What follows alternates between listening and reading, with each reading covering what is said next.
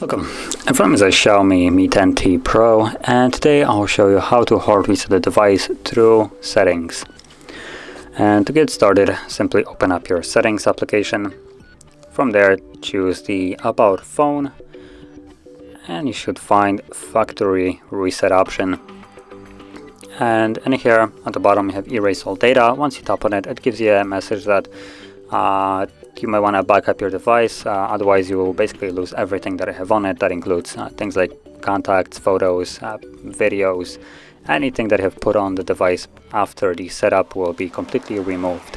So let's tap on, oops, not really backup, Factory Reset right there.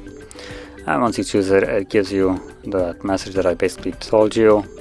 Now this is two messages. Each time we need to wait 10 seconds. Apparently we're not competent enough to figure it out in a single message. So let's give it a little bit of a moment and tap on OK.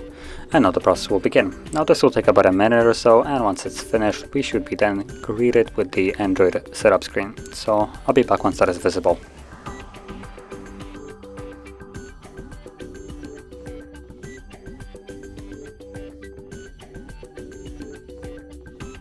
And as you can see, now the process is finished and you can set up your device as however you like.